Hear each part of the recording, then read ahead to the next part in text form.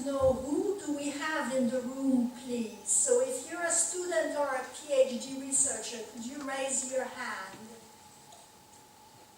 Thank you. If you're a staff member of the UEA, please can you raise your hand? Thank you. And if you're a member of the public, so none of the other two, please can you raise your hand? So pretty balanced actually, very good. So I have something for each of you, by chance. So I was in Paris last week, I had the privilege to be there, and I want to give a little snapshot of what it is that I have seen. And I'm going to put this in the context of what is it that we do to inform the discussion and debate and policy making around climate change here at the University of East Anglia and in the Tyndall Centre. And I want to also give a little bit of background of what is the state of understanding about climate change and what is actually in the Paris Agreement. So this is a picture that was taken on Saturday night when the Paris Agreement was finally agreed among the more than 190 delegations who were there representing their country. And Ban Ki-moon declared, today, as never before, the stars are aligned in favor of strong concerted action on climate change. So I have seen some things where the stars actually did align last week, and I believe that he was completely correct. Let me bring you back in time a little bit. Why are we here? So it all started in 1988 or a few years before, when the scientists around the world said, look, we think there is a problem about climate change. We think that putting CO2 in the atmosphere causes the planet to warm, but we are not sure. Some people are sure, other people are less sure. Some people say, yes, it's warming, but it's not human, and who cares anyway? That's what other people said.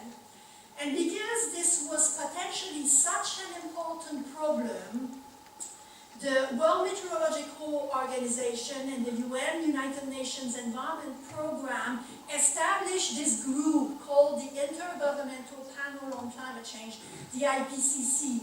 Not the IPCC that surveys climate in the UK, but the IPCC that oversees the process of climate change internationally. And the role was very specific. So this was for the research community. It's a research body.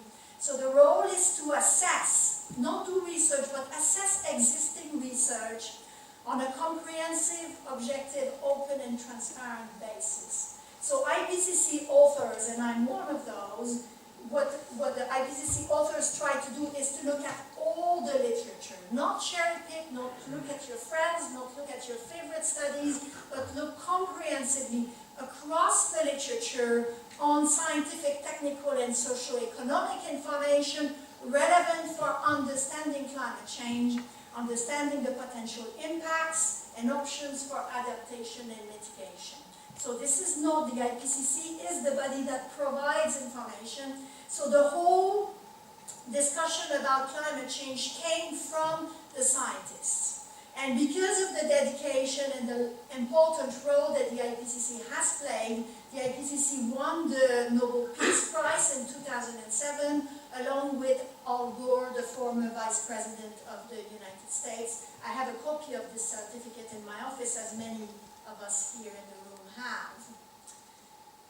Over the years, the University of East Anglia has contributed extensively to the IPCC. So the IPCC is structured in 3 working groups. So one is the physical science basis. So how much and where is the planet warming? What about sea level rise, ice melt, and so on? One is the impacts, adaptation, and vulnerability. The so what, climate is changing.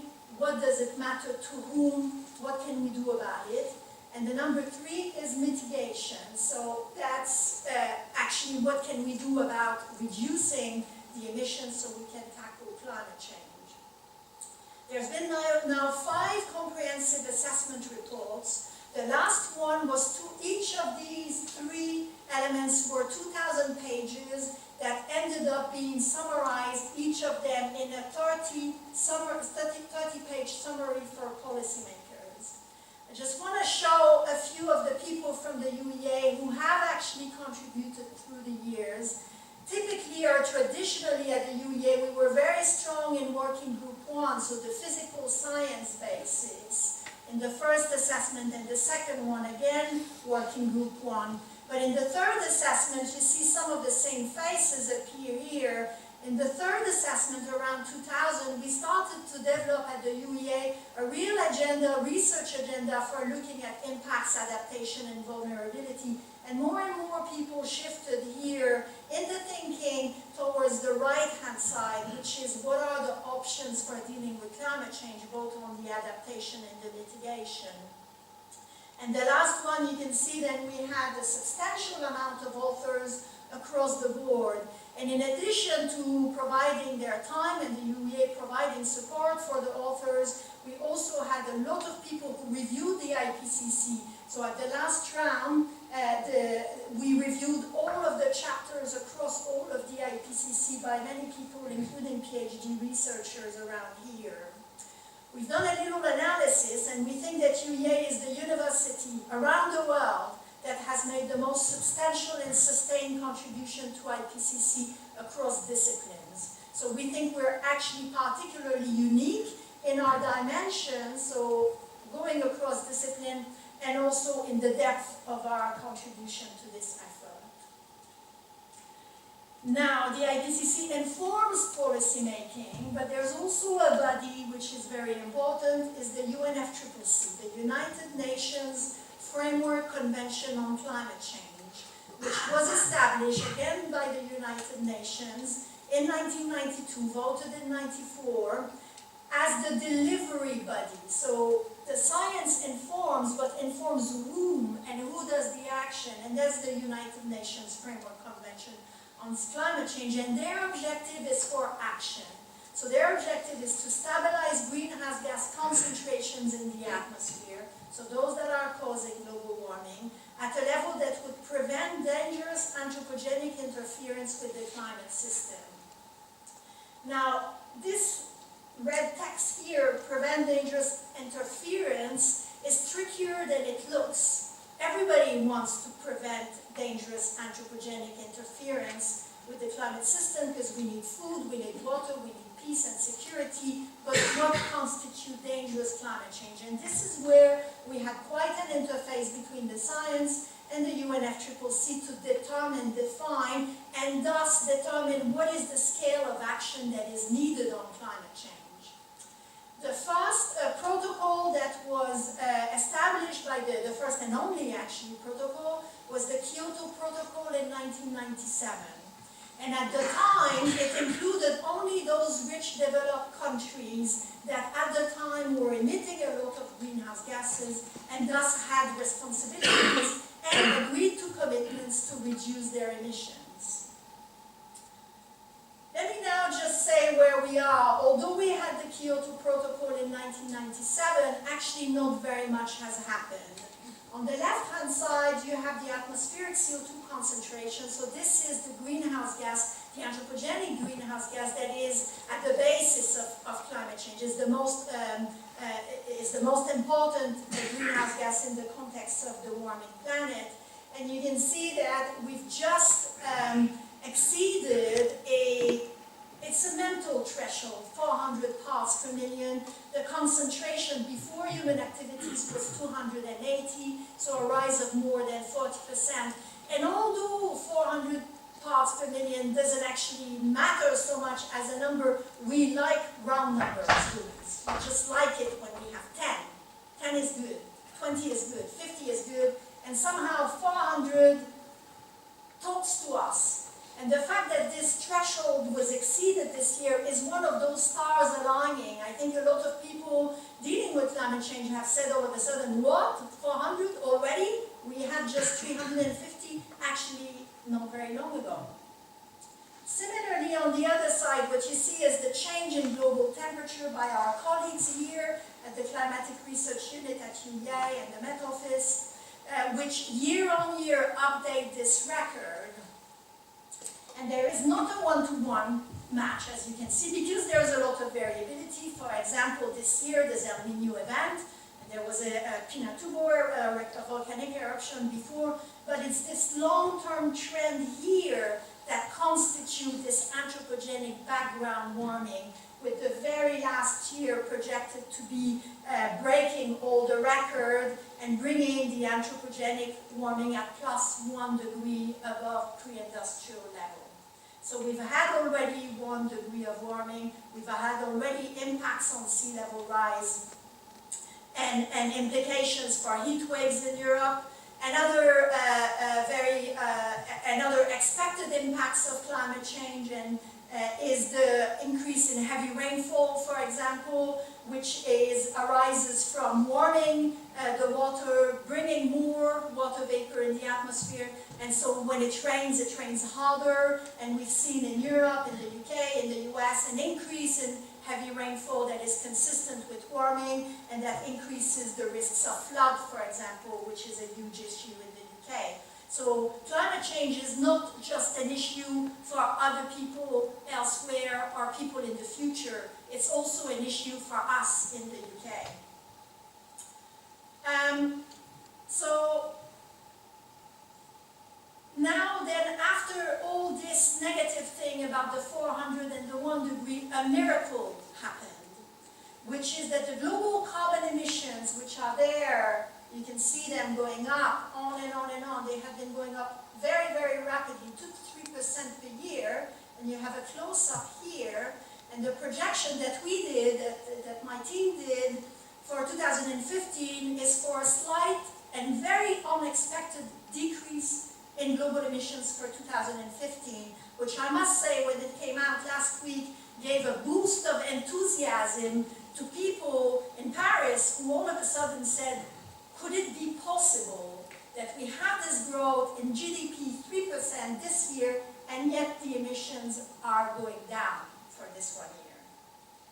So what this is caused by is caused by decreased coal use in China from their economic readjustment, from their trying to tackle their air pollution problem, and from them essentially becoming more and more a developed country and going over their really big issues with coal use at the moment.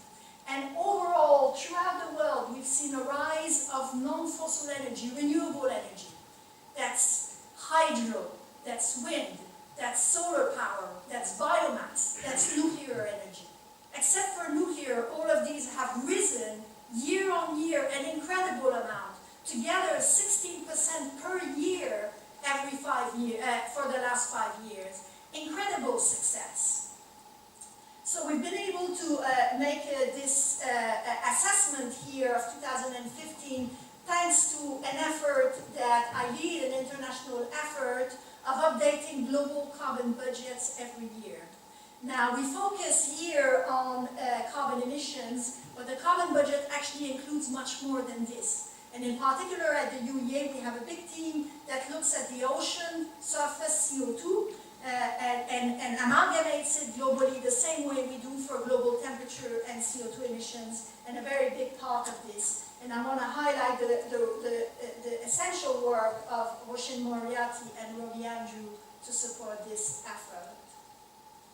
So a miracle happened this year, and we had a big news which we actually wanted to say out there to the public, but because the tension and the attention was so high, it was really delicate to present this work in a way that said exactly what it said, which is we have a projection for year 2015. We think, and I think, that the emissions will rise again later, possibly already next year, but probably not as fast as before. We think that we're already seeing potentially an effect of the very large deployment of renewable energy around the world and of countries tackling their issue with climate change. But we did not want people to run and say problem solved. And we didn't want people to say, oh, we have zero growth now, it's all downwards from now, who cares, it doesn't matter. So we had to manage our press exercise, our press release very, very carefully. Now, I don't know how much you know about how the news work, but it's a very chaotic system. Essentially, all the journalists agree with one another. There's an embargo until, in our case, Monday 4 p.m., and none of the news stories will come out until Monday 4 p.m. And this is extremely useful in science because the scientists can then actually take the time to explain, speak to a lot of journalists. In our case, we had the press conference planned in Paris, explained so that the story is really accurate when it comes out. And because of this, we were able, in Paris, you see Ashenitz, which is just there with the beard, and myself, in Paris with a room full pack of journalists to explain very carefully our news story, and I believe because of this it went out exactly the way that we thought was accurate. And so you can see that it actually was diffused quite a bit in Paris, that it happened to be on a big screen at the time when Arnold Schwarzenegger arrived at COP. I was explaining the global carbon budget. It also made it to the BBC top stories, which I was really pleased about. So now, let me go to the crux. A little context. Sorry, I'm going over now, but I'm just keeping going. So what does it mean? So this is our 2015 estimate. Now, we were talking about the Paris Agreement says it should be consistent with well below 2 degrees Celsius. Well, these pathways here in the future are consistent with well below 2 degrees Celsius. And so that means that our emissions need to go down, down, down, down, all the way to 0 or somewhere around 0, or in many, many of these possible futures here, you can see that emissions are even below 0, which means we need to capture our carbon and store it under the ground to actually keep this temperature down to consistent to well below 2 degrees. At the other extreme, and we're already a bit away from this pathway now, is a high-risk climate future of 3 to more than 5 degrees. This is an extremely hot future. I mean, not far hot. It's extremely risky future. So there's a risk for heat, there's a risk for changes in weather pattern, changes in precipitation, changes in fresh water availability, particularly low-lying islands where the salt water can come and pollute, sea level rise, changes in ecosystems, and pest and disease outbreak. This is really a future that I personally do not want to see. People in Paris, ironically, have at the same time in this agreement here mentioned consistent with well below 2 degrees, which is the ambition of the Paris Agreement, and said, here is what we're going to do. So the more than 180 countries have come up with a plan of what each country wants to do or is prepared to do, including the UK. And when you sum up their plan, they are closer to 3 degrees than to 2 degrees. So there's a real gap between what people say they're going to do and what people say needs to be done. And that gap is really very critical. So let me go over the 6 key points of the Paris Agreement. The one and the most important one in my view is that all countries are on board, so that we don't repeat another Kyoto Protocol, but that the future emitters will also commit to this agreement. Point number 2, limit climate change well below 2 degrees and maybe 1.5 degrees, which is these pathways here. Point number 3, the emissions minus the sinks need to be equal to 0. So it's this thing here. And the sinks could be the artificial sinks or the natural sinks, but frankly, I wouldn't count on the natural sinks very much because they're not going to help that much by then. Number 4, the country pledges, and this is the clever bit of this agreement, is that the country pledges need to be revised every 5 years. I mean, these diplomats are clever, you have to say. They come there in Paris, they want everybody to return home happy, so that each country, each delegates come back home and they have won something, but they know very, very well that 3 degrees is not 2 degrees, and there is a difference here. And the way they're going to feel the difference is by coming back every 5 years and revisiting what each of them have done. I think this is a great element of the Paris Protocol. Number 5, 100 billion a year will be minimum as a minimum will be paid from developed to developing country to either mitigate with green energy, so develop on low carbon energy, or adapt to climate change.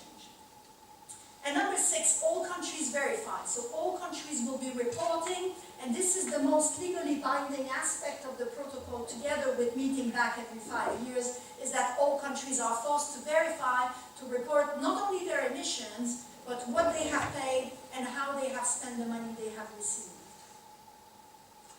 So all of this didn't quite occupy our week, but how did we occupy our weekend before that?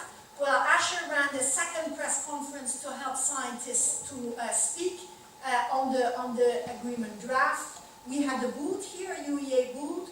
We produced before that climate change and health country profile for the World Health Organization, and we ran an official side event in the panel. Finally, what's in there for us next?